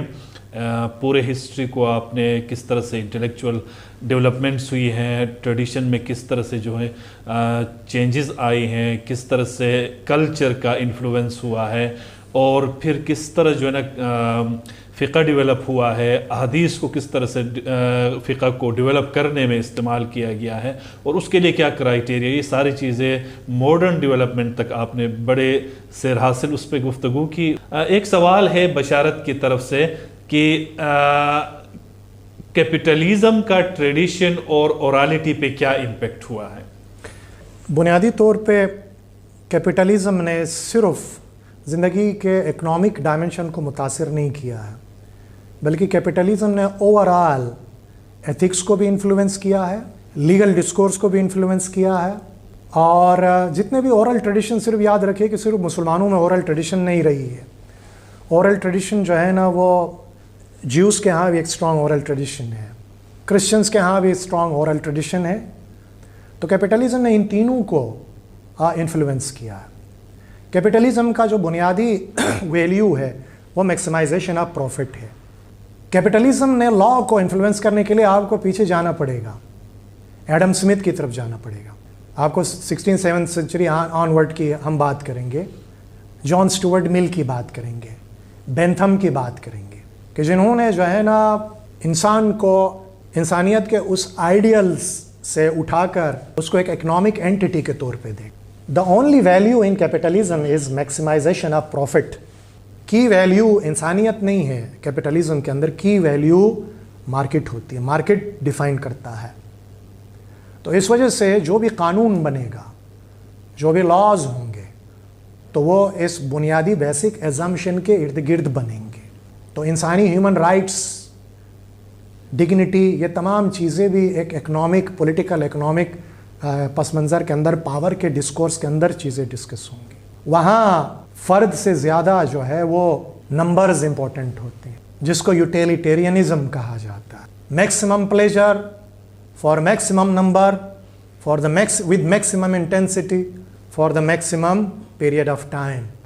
تو بعد میں پھر جان اسٹیورٹ مل نے جو ہے نا بینتھم کے معاملات کو آگے اس کو ایک لیگل اور اس کو ایک مورل ڈائمنشن میں بیان کرنے کی اس نے کوشش کی. تو اس وجہ سے جو اورل ٹریڈیشن کے اندر یاد رکھیے کہ کریٹیکل چیز انسان ہے. انسان کا، اس انسان کے ملٹیپل ڈائمنشنز کو اورل ٹریڈیشن رسپونڈ کرتا ہے. انسان کا خدا کے ساتھ ریلیشن شپ، انسان کا انسان کے ساتھ ریلیشن شپ، اور انسان کا کائنات کے ساتھ ریلیشن شپ. لیکن اس ریلیشن شپ کے اندر جو کریٹیکل ویلیو ہے وہ بیچ میں انسان کی ہے. یاد رکھیے کہ اس انسان کی بھی پھر ڈائمنشنز ہے. ایک اس کا بشری ڈائمنشن ہے کہ کھنکھناتی ہوئی مٹی سے بشر پیدا کیا گیا، لیکن دوسرا ڈائمنشن انسانیت کا ہے. لقد خلقنا الانسان فی احسن تقویم. تو انسانیت جو ہے نا وہ ہائیسٹ آئیڈیل ہے. تو اورل ٹریڈیشنز میں اس آئیڈیل کو ذہن میں رکھ کے اس انسان کا، اس آئیڈیل انسان کا خدا کے ساتھ ریلیشن شپ، یہ ریلیشن شپ دو رخی ہے. انسان کی طرف سے اطاعت اور عبادت، اور خدا کی طرف سے ہدایت، مدد اور رحمت، بلیسنگز. اور انسان ریلیشن شپ، اس میں حقوق اور فرائض آ جائیں گے، میرے کیا رائٹس ہے اور میری کیا رسپانسبلٹیز ہے. اور پھر اس انسان کا کائنات کے ساتھ ریلیشن شپ، انوائرمنٹ کے ساتھ ریلیشن شپ. اس کائنات کو اوپر کتنا مجھے اختیار حاصل ہے اور کتنا اس کائنات کو میں استعمال کر سکتا ہوں، اور یہ کائنات کیسے، اس کے ساتھ میں انگیج کیسے کر سکتا ہوں. تو وہاں پھر سائنس ہے، وہاں پھر آرٹس ہے. اس کے مقابلے میں کیپٹلزم کے اندر بنیادی جو نقطہ ہوگا وہ انسان نہیں ہوگا. بنیادی نقطہ جو ہے نا وہ مالی منفیت ہوگی، فری مارکیٹ ہوگی، اور جتنی بھی لا، مورالٹی، پالیسیز بنیں گے وہ اس فریم ورک کے اندر ڈیفائن ہوں گے. بعد میں پھر اس کو ہیومنائز کرنے کے لیے، اس کے اندر جو ہے نا پولیٹیکلی اس کو جسٹیفائی کرنے کے لیے پھر جان رالز جیسے لوگ آتے ہیں جنہوں نے اے تھیوری آف جسٹس لکھی ہے. وہ پھر کیپٹلزم کو ایتھکس کے ساتھ، مورالٹی کے ساتھ، آئیڈیا آف ہیومن کے ساتھ इंटीग्रेट करने की कोशिश करते हैं। लेकिन याद रखिए कि जब मैं ह्यूमन कहता हूँ तो मैं ह्यूमनिज़म की बात नहीं कर रहा हूँ। ह्यूमनिज़म एक ऑल टुगेदर अलग फ़िलॉसफी है। वो भी कैपिटलिज़म जो है ना, कैपिटलिज़म भी उस ह्यूमनिज़म के फ़िलॉसफी के अंदर आता है। उसमें उस ह्यूमनिज़म के अंदर फाशिज़म भी है, उस ह्यूमनिज़म के अंदर कम्युनिज़म भी है। तो मैं ह्यूमनिज़म की बात नहीं कर रहा हूँ, मैं ह्यूमन की बात कर रहा हूँ, आइडिया ऑफ ह्यूमन, आइडिया, और वो आइडिया ऑफ ह्यूमन फिर लिंक है आइडिया ऑफ गॉड के साथ, फिर वो आइडिया ऑफ ह्यूमन लिंक है आइडिया ऑफ क्रिएशन के साथ, इन्वायरमेंट के साथ। तो ये ओवरऑल डिस्कशन है। Thank you sir. एक और सवाल था कि क्या हमें रिलीजियस एजुकेशन को ज़्यादा इम्पोर्टेंस देनी चाहिए या सेकुलर एजुकेशन को? देखिए, बुनियादी तौर पे रिलीजियस और सेकुलर एजुकेशन, ये दो जो डाइकोटमीज़ क्रिएट की जाती हैं, ये दो डाइकोटमीज़ जो है ना, इस्लाम में इस डाइकोटमी का तस्वुर नहीं है। दोनों इम्पोर्टेंट हैं, लेकिन सवाल यह है कि आपका रिलीजन की डेफिनेशन क्या है। क्या आप रिलीजन को सिर्फ चंद रिचुअल्स तक महदूद करते हैं? क्या आप रिलीजन को एक पर्टिकुलर स्पेस एंड टाइम तक महदूद करते हैं? या आपके रिलीजन की अंडरस्टैंडिंग एक यूनिवर्सल अंडरस्टैंडिंग है कि, और रिलीजन के अंदर क्या आप रिलीजन को एथिक्स के बारे में भी बात करते हैं? क्या रिलीजन साइंस के बारे में भी बात करता है? क्या रिलीजन जो है वो इकोनॉमी के बारे में भी बात करता है? ये तमाम चीज़ों की तरफ जब आप देखते हैं तो वो डाइकोटमी नज़र नहीं आती हैं। बुनियादी एपिस्टेमोलॉजिकल, आगे हम जब थ्योरी ऑफ नॉलेज को डिस्कस करेंगे, जब फ़िलासफ़ी के अंदर, वहाँ देखेंगे कि ये गौहर अक़ल है। जो तमाम नॉलेज है, उस तमाम नॉलेज का जो सरचश्मा है वो गौहर अक़ल है। इस गौहर अक़ल में से चीज़ें जो है ना, हवास के ज़रिए इंसान, जिसको अक़ल गरीज़ी कहा जाता है, जिसको पैसिव इंटेलेक्ट कहें या जिसको आप एक्वायर्ड इंटेलेक्ट कहें, तो आप इस एक्वायर्ड इंटेलेक्ट के ज़रिए, हवास के ज़रिए बहुत सारी चीज़ों को आप समझने की कोशिश करते हो। बहुत सारी चीज़ें जो है ना, नॉलेज जो है ना, रिफ्लेक्शन के ज़रिए, मेडिटेशन के ज़रिए, डिस्कशन के ज़रिए, तफक्कुर के ज़रिए, ताक़ुल के ज़रिए, ताल्लुम के ज़रिए, हिदायत के ज़रिए, तालीम के ज़रिए, तावील के ज़रिए आप फिर नॉलेज का भी डायमेंशन होता है। ये जो है ना, ये अताई होता है। वमा यूतियल हिकमत फ़क़त ऊतिया खैरन कसीरा का तस्वुर है। तो दोनों इम्पोर्टेंट है, लेकिन प्रॉब्लम यह है कि बाज़ औक़ात हम साइंस को और रिलीजन को आपस में मिक्स करने की कोशिश करते हैं। देखिए, दोनों का एपिस्टेमोलॉजिकल फ्रेमवर्क अलग है। साइंटिफिक नॉलेज का ताल्लुक़ व्हाट के साथ है, क्या के साथ है? वो ऑब्जर्वेबल रियलिटी को फोकस करता है। वो साइंटिफिक नॉलेज डायलेक्टिकल भी होता है, वो सिर्फ ऑब्जर्वेबल रियलिटी नहीं होता। जो क्वांटम की दुनिया होती है उसको आप ऑब्जर्व नहीं कर सकते हो। वो प्योर मैथमेटिकल फार्मूलाज होते हैं जिसके ज़रिए आप पार्टिकल्स एंड वेव्स की बुनियादी जो नेचर है उसको समझने की आप कोशिश करते हो। तो वो स्पेकुलेटिव होता है, वो मैथमेटिकल होता है, प्योर मैथ होता है। ठीक है, एक वो डायमेंशन है। साइंस का डोमेन वो है। साइंस का काम ये बताना है कि ज़िंदगी क्या है। साइंस का काम ये बताना नहीं है कि ज़िंदगी क्यों है या ज़िंदगी कैसी होनी चाहिए।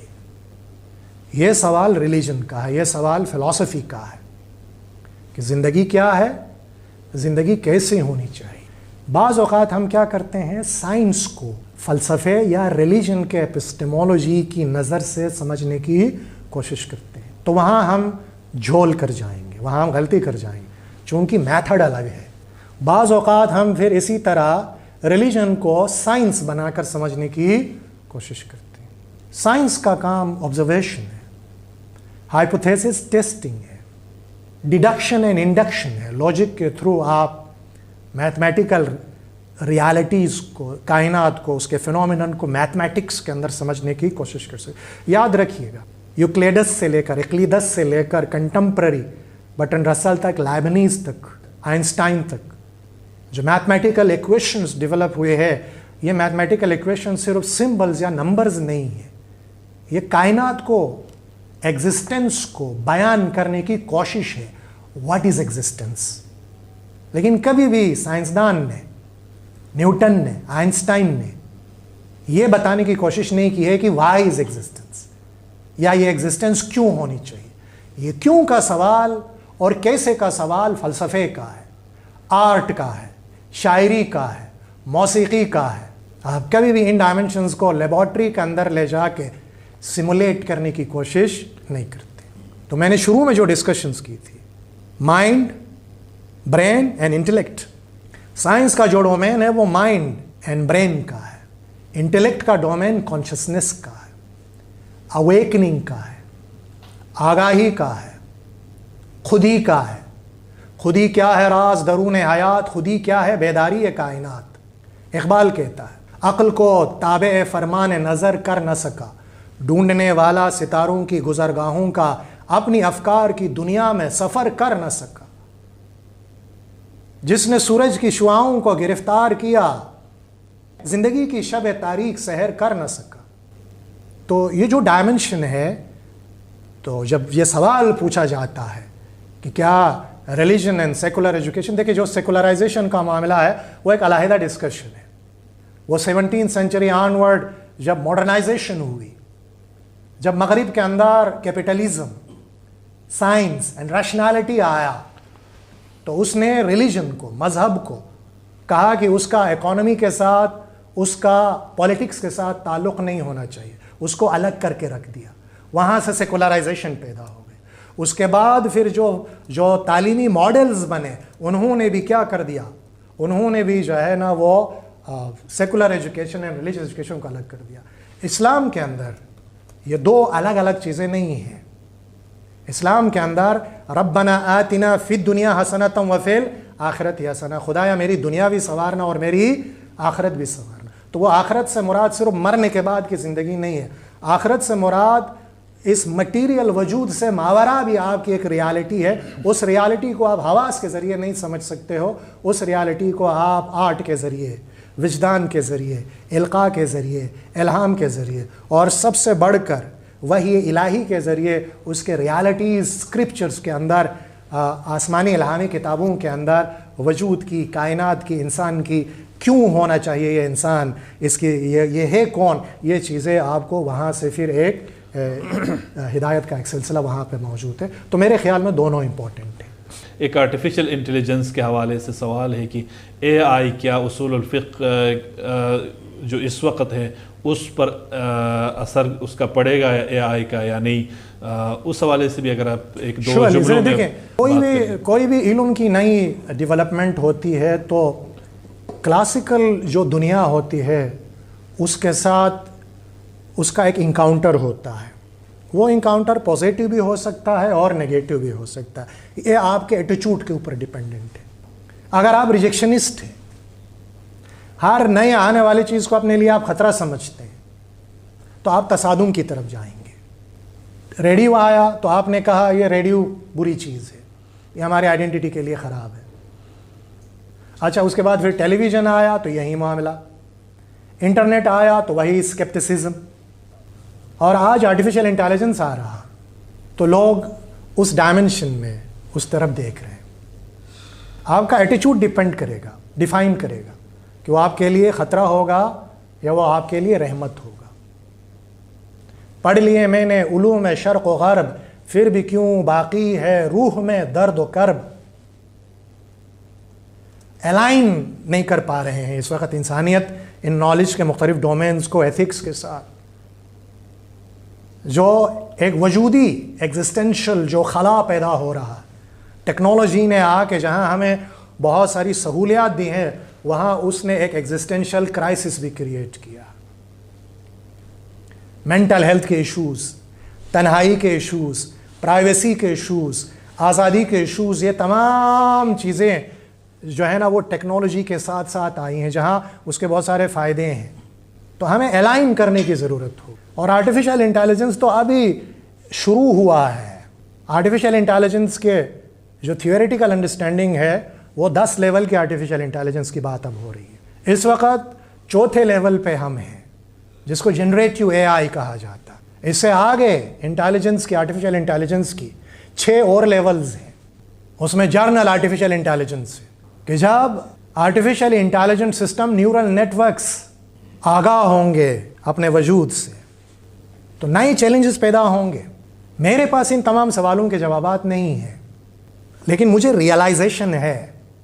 سوال کا جواب آپ کے پاس ہونا یہ الگ معاملہ ہے، ریئلائزیشن فرسٹ جو ہے نا وہ سٹیج ہے. بدقسمتی اس وقت یہ ہے کہ ملک کے یونیورسٹیز کے اندر بھی, درسگاہوں کے اندر بھی, انٹلیکچوئل فورمز پہ بھی ان معاملات پہ کہیں میچورٹی کے ساتھ بات نہیں ہو رہی ہے. ایک طرف ایک گرو ہے جو سیم ہارس, رچرڈ ڈائکن, اس پر ریفلیکٹ کیے بغیر انہی آئیڈیاز کو ریپروڈیوس کرنے کے چکروں میں ہوں. بہت سارے لوگ ایسے ہیں جو ماضی سے نہیں نکل پا رہے ہیں, ان کو انڈرسٹینڈنگ ہی نہیں ہے کہ ہمیں کس آگے آنے والے intellectual and moral and human challenge کا سامنا ہے آرٹیفیشیل انٹیلیجنس کی صورت میں, جو اپارچونیٹیز بھی لے کے آئے گی اور جو کلاسیکل ریلیجنس کے لیے, لا کے لیے, مورالٹی کے لیے چیلنجز بھی لے کے آئے گی. تو میرے خیال میں اس وقت جو سب سے پہلا کام ہونا چاہیے وہ ڈسکورس جنریشن ہے. یاد رکھیں کہ ڈسکورس کو نریٹیو بنانے کے لیے طاقت کی ضرورت ہوتی ہے. وہ طاقت ریاست کے پاس ہوتی ہے, وہ طاقت سول سوسائٹی کے پاس ہوتی ہے, وہ طاقت اکیڈمک انسٹیٹیوشنز کے پاس ہوتی ہے, وہ طاقت مدارس کے پاس ہوتی ہے. تو اس جو مختلف جگہوں پہ جو ڈسکورس جنم ہو رہا ہے, اس کو ضرورت ہے کہ ہم ایک نیریٹو کے اندر کنورٹ کر کے آرٹیفیشیل انٹیلیجنس کے ساتھ ہم اپنے آگے آنے والے مورالٹی کے, ایتھکس کے, لا کے اور فقہ کے جو ایشوز ہے, مسائل ہے, ان مسائل کے اوپر ڈسکشن کی ضرورت ہوگی. فی الحال اس کے کیا اثرات ہوں گے, اس کو کیسے مینیج کر سکتے ہیں, یہ میرے بس کی بات نہیں ہے, چونکہ یہ اتنا کمپلیکس معاملہ ہے کہ ایون میں کیا ہارورڈ کے اندر, آکسفورڈ کے اندر اس وقت بڑے بڑے جو علماء آرٹیفیشیل انٹیلیجنس پہ, لا کے اوپر, ہیومن سوسائٹی کے اوپر جو کام کر رہے ہیں, وہ بھی اس وقت سمجھنے کے یا کوئی چیز دکھانے کے پوزیشن میں نہیں ہے. ایک امپورٹنٹ چیز جو میں اور آپ کر سکتے ہیں وہ ڈسکورس جنریٹ کرنا, ڈسکشنز ڈیولپ کرنا, کہ بہت ہو گیا یہ چھوٹے چھوٹے معاملات پہ ایک دوسرے کو جو ہے نا گھسیٹنا. ہم سب کا مشترکہ جو چیلنج ریلیجس کمیونٹیز کا, عیسائیوں کا بھی, یہودیوں کا بھی, مسلمانوں کا بھی, ہندوؤں کا بھی, جو بھی ریلیجنس کو ماننے والے ہیں, ہمیں اپنے تھیولوجی کو, اپنے لیگل فریم ورکس کو, اپنے فلاسفیز کو, اس کو دیکھنا ہوگا کہ نئے آنے والے آرٹیفیشیل انٹیلیجنس, اور آرٹیفیشیل انٹیلیجنس دوسرا ایک امپورٹنٹ انقلاب اس کو فیول کر رہا ہے, دیٹ از کوانٹم کمپیوٹنگ, کہ کوانٹم کے اوپر بہت زیادہ ریسرچ ہو رہی ہے. تیسرا ڈائمنشن بایو ٹیکنالوجی ہے, کہ بایو ٹیکنالوجی پھر اس آرٹیفیشیل انٹیلیجنس کو بایو ٹیکنالوجی مالیکیولر لیول پہ انفلوئنس کر رہا ہے, اور دوسرا بایو ٹیکنالوجی کا ہیومن برین اور کمپیوٹر کی جو ہے نا وہ انٹرفیس کے حوالے سے بھی بات ہو رہی ہے. Bio technology, quantum computing and artificial intelligence, یہ تین بڑی دنیایں ہیں جس کے اوپر ابھی فی الحال انفارچونیٹلی بہت کم بات چیت ہوتی ہے. اس پہ بات چیت ابھی شروع کرنا باقی ہے. تھینک یو سو مچ سر آپ کے ان تمام رسپانسز کے لیے بھی.